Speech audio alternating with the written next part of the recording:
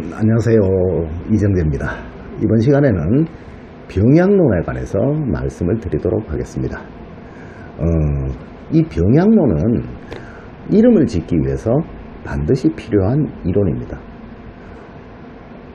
저번 시간에 말씀드렸듯이 물론 용신이라고 하는 중심오행을 찾기 위해서 또는 희신이라고 하는 보조오행을 찾기 위해서 반드시 필요한 학설이에요. 그러니까 제가 저번 시간에 말씀드렸듯이 용신과 희신은 사주학이 아닌 성명학에 사용된다고 했죠. 그죠?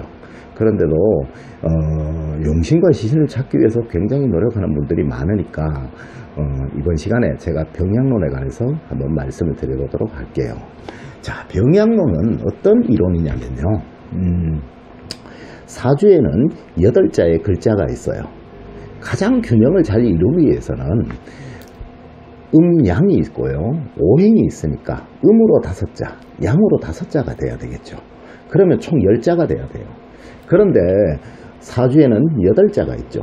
그렇다 보니까 반드시 어떤 기세가 부족하게 되어 있습니다. 8자의 기세로 해서 음양과 오행이 완벽히 균형과 순환이 다 이루어지지 않아요. 절대로 그렇지 않습니다. 그러다 보니까 이 기세가 가장 잘 균형을 이루도록 근접하게 만들어주고 그 다음에 순환이 모두 다 잘 되도록 만들어주는 가상의 오행, 그 두 가지가 있다라는 거예요. 그 두 가지를 찾기 위한 첫 번째 이론이 이 병약론이라는 이론입니다.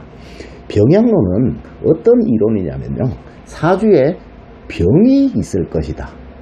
그렇다면 그 병에 따른 약이 반드시 있을 것이다. 병과 약에 관한 이론이 병약론이라는 겁니다. 이 병약론을 적용해서 찾기 위해서는요, 두 가지의 원칙이 있어요. 이 두 가지 원칙은 사주학을 공부하고 또는 음양오행학을 공부하는 대전제이기도 해요. 음양오행학에서는 모든 것이 조화를 이루는 게 가장 좋은 것이고요, 순환이 잘 되는 것이 가장 좋은 것이에요.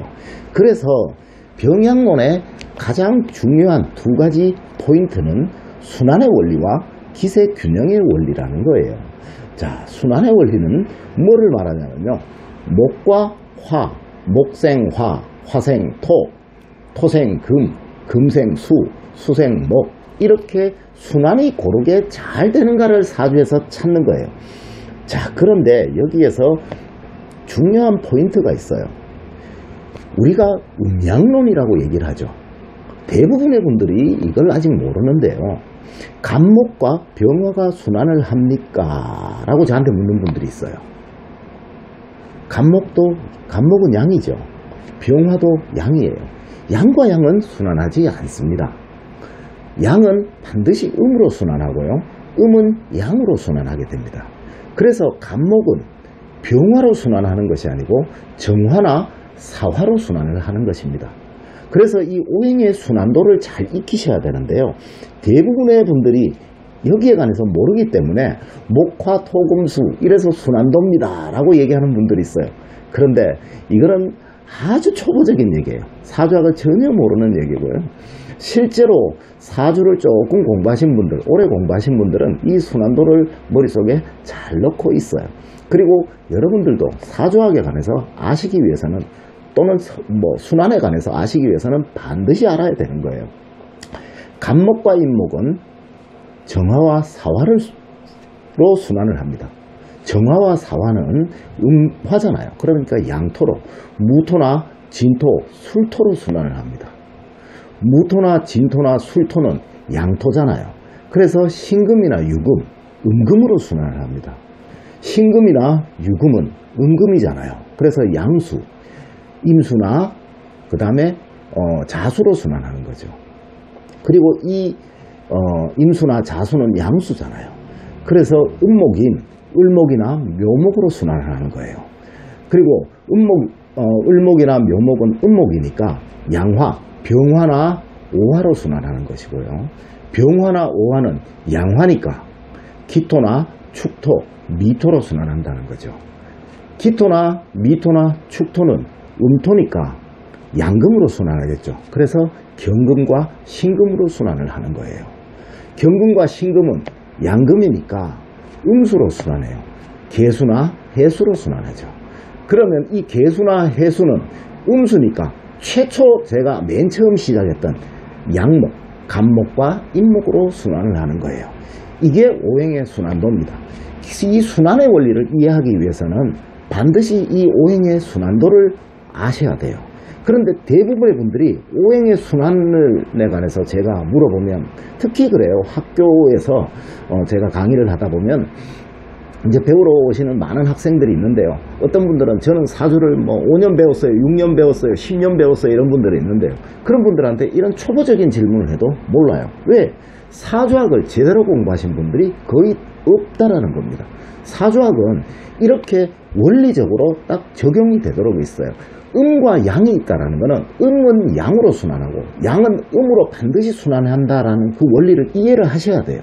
그 다음에 오행이 순환이 된다라는 것을 이해를 하셔야 된다는 겁니다. 그 순환이 잘 되는가를 판단하는 것이 이 순환의 원리예요. 다음으로 기세 균형의 원리는요. 목의 기세가 내 사주에 얼만큼 강한가, 화의 기세는 얼만큼 강한가, 토의 기세는 얼만큼 강한가, 수의 기세는 얼만큼 강하고 금의 기세는 얼만큼 강한가를 측정하는 거예요. 물론 그 기술은 제가 더 공부에 들어가서 다시 가르쳐 드리겠지만요. 목의 기세를 우리 목이라고만 생각해서는 안 돼요. 목의 기세는 수오행이 더하여진 목오행이 목의 기세입니다. 화의 기세는요. 목오행의 기세가 더하여진 화오행의 기세가 화의 기세라는 거예요. 토오행 역시 마찬가지입니다.